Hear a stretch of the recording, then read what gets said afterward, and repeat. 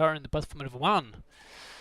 I haven't known that I will be asked to make this final match in the tournament, World Tournament. We get 2-1, I guess, for Dunedain and his ally, Principino, or rather Principino is playing with Randy like most of the time. We saw those two expert players playing with each other, doing stuff together, and I think they are got the edge. 2-1 for Principino and Randy at the moment.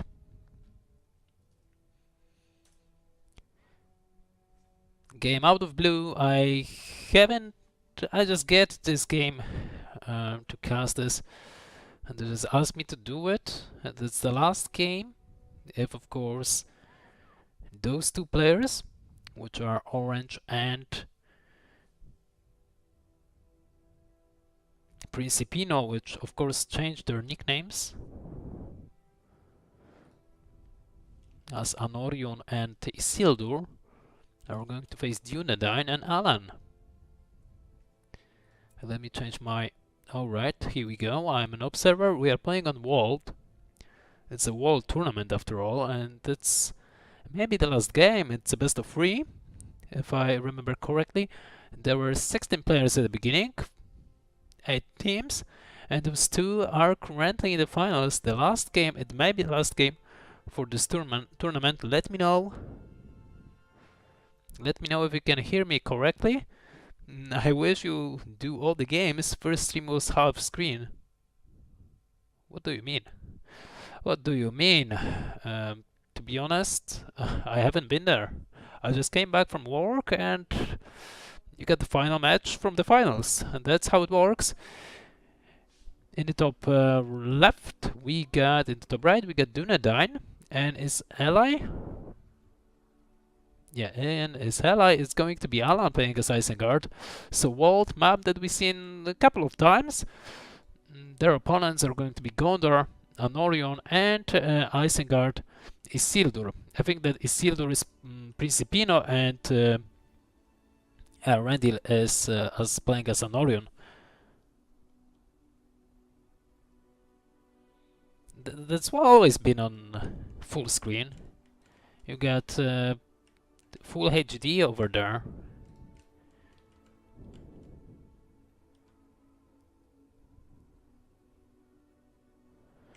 It was half black if it was not posted on and getting into administration mode, but I'm always playing with administration mode.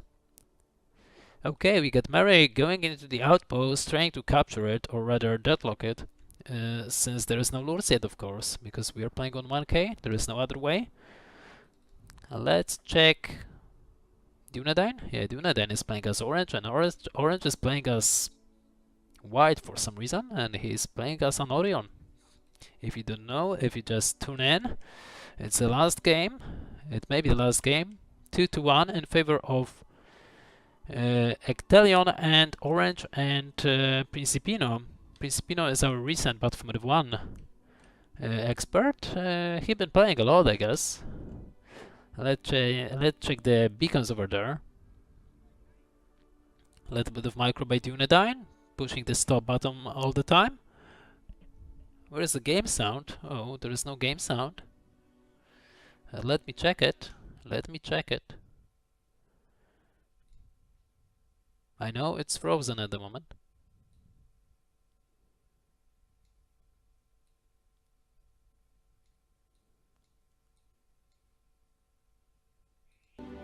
Okay, maybe now, maybe now. Ectelion. No, Ectelion. Ectelion is playing Battlefield 2. And Randy is playing Battlefield 1. Okay, we got Chant on the Urukais. They're going to smash this lumber mill fairly easily. Let's check the other side, because there are Rohan and Gondor are going to fight. Of course, Rohan with this bomb of peasants at the beginning will get the edge. Is it fixed or not? Let me know. Let me know. Because I got the display, but I don't want to hear the voice from my laptop. Isengard Blabberma is going down over there. So yeah, as I said before, Randall will definitely use those peasants as best as possible, taking down those lumbermills fairly easily. and definitely get some power points in the process. As we can see, here we go, he got a quarter of the power point already.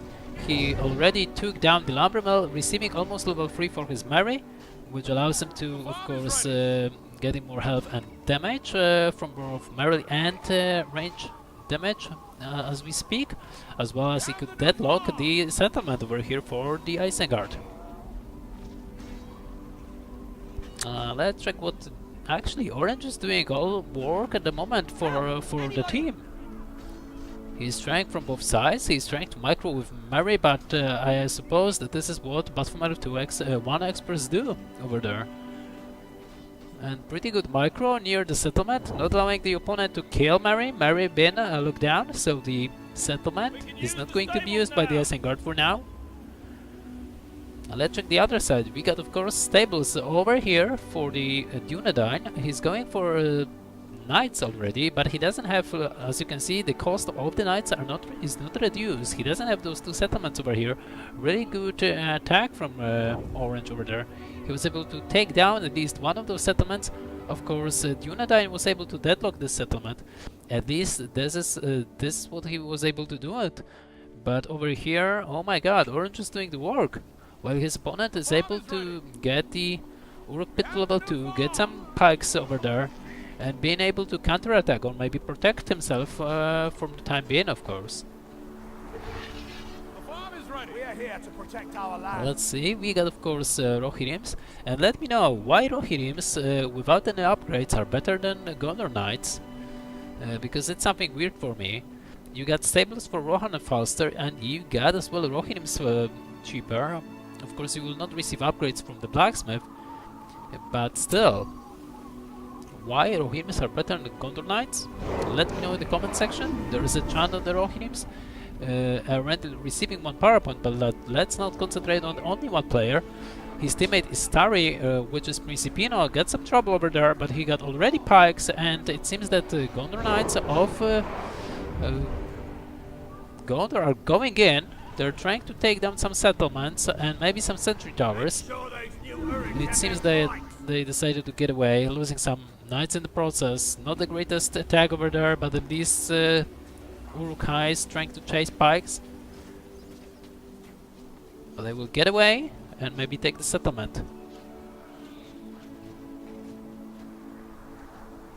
Yes, Rohirrims are cheaper, and so why they are stronger in the early game against Gondor Knights? This is the question over there. If you know the answer, let me know, because it wasn't like that in the early patches of Battle 1. Dunedain got to retreat his knights at the moment. He got Pippin on the field, level 3, who's doing the work. Now Alan got some troubles, and he will lose a couple of crossbows over there in the process, but he will eventually take the war creep, which will allow him to go for some hero. Maybe even for Saruman, where he's struggling with one little hobbit, which is Merry. Dunedain, if I remember correctly, he's the winner of the last tournament, 1v1 tournament, that been hosted by GameReplays.org. That I was privileged to cast, but at the moment he is in trouble. Orange is doing definitely a great job over there. We'll see maybe later on how it's turn out when Gondor player will receive his upgrades faster than his Rohan counterpart. But Arundel is going for all the resources of the map, and Principino, it seems, is getting the map control, going for industry.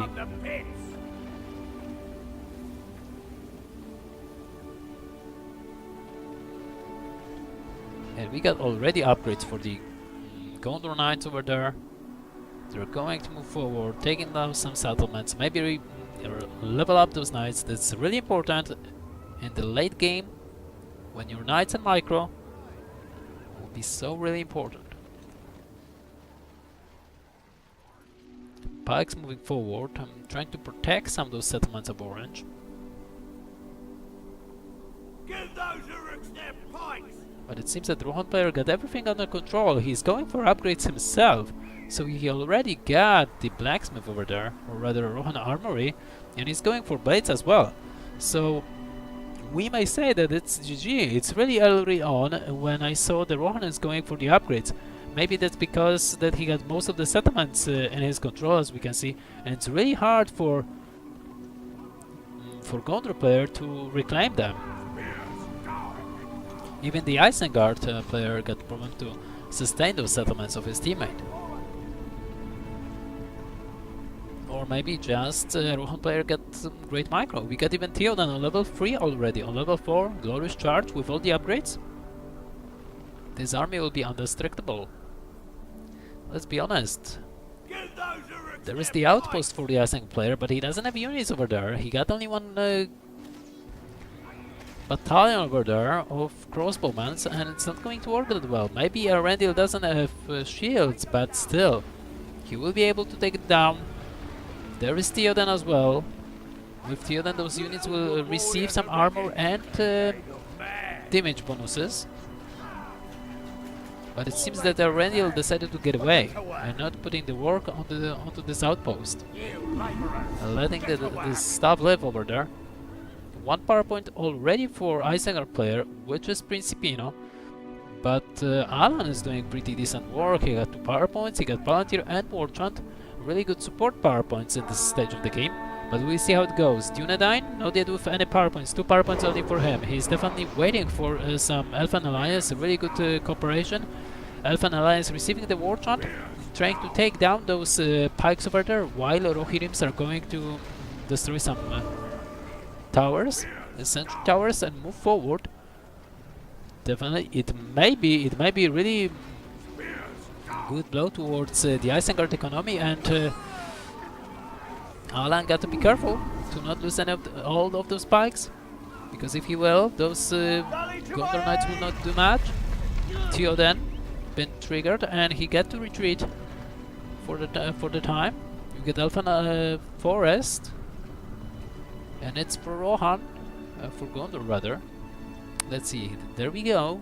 Dunedain get Elfenwood, so he was able to receiving this map over there. But of course there are multiple angles from where Gondor, or rather Rohan, could attack.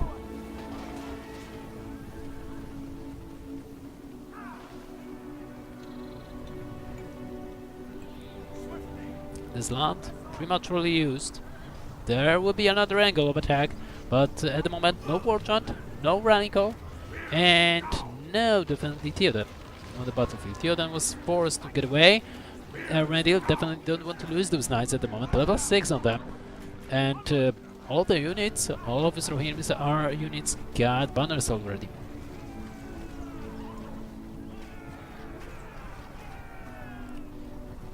Also, pretty decent defense out of Alan and his teammate Dunedain.